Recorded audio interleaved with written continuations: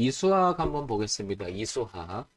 이수학을 보게 되면, 일단은 지금 이 자리가 이렇게 고점이 낮아지는, 이렇게, 그죠?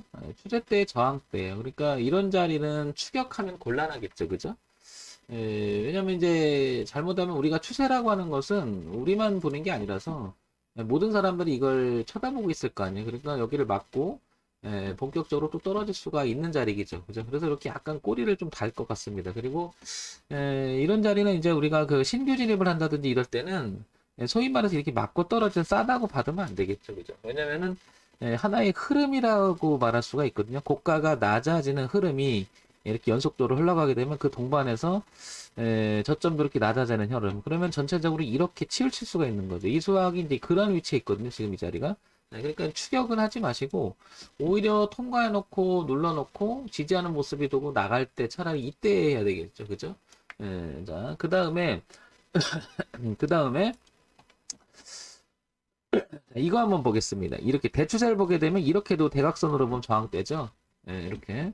그렇기 때문에 지지가 여기를 가르면서 세게 깨졌었잖아요. 그러다가 다시 반등했는데 자꾸 부딪히잖아요. 그러니까 이런 자리는 하나의 기준이 될 수가 있다라는 거죠. 그래서 고점이 낮아지다가 그죠? 낮아지다가 그리고 저점을 높여보려다가 그러지 못하고 이제 다시 맞고 떨어지는 그런 자리 포커스로 이렇게 만나는 자리죠. 그래서 이 수학은 쫓아가지 마시고 차라리 갖고 계시거나 그러신 분은 분할 청산이 돼야 되지 않나 싶고요. 통과하게 되면 차라리 이렇게 돼서 지지하는 모습 보고 들어가는 게 나을 수가 있겠죠. 그러니까 여기는 잘못하면 본격적으로 떨어질 수 있다라는 것을 우리가 생각을 해보자는 거죠.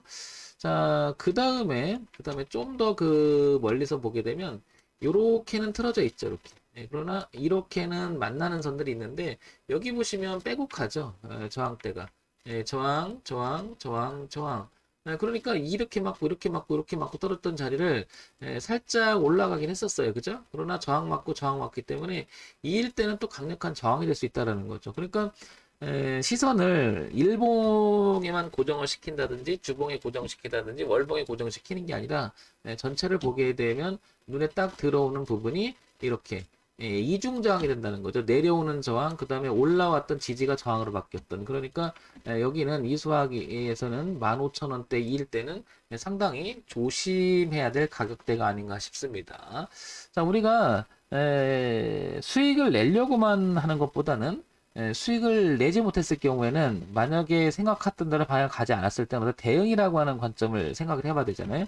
그게 이제 리스크 관리라고 하는 건데 우리가 기본적으로 주식 매매는 결국엔 가격을 갖고 사고 팔기 때문에 제가 여기서 보시면 기준 잡아보기 짝대기만 그려볼게 하는 것도 내지적 가치 판단 같은 경우에 이제 분석을 해서 어느 정도 수익 나고 이런 거 있는데 그대로 주가가 움직이진 않잖아요.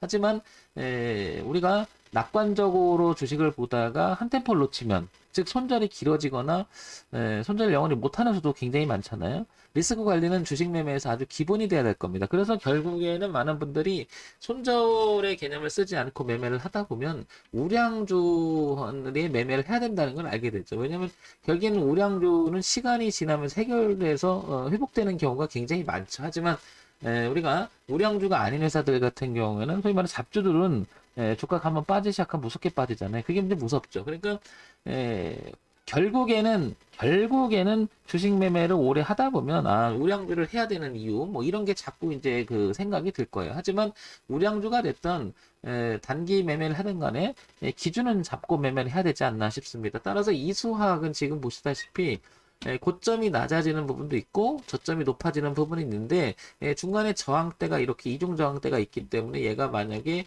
이렇게 쳐진다면 13,000원까지도 밀릴 수 있다는 것을 우리가 미리 생각을 해둬야 된다는 거죠.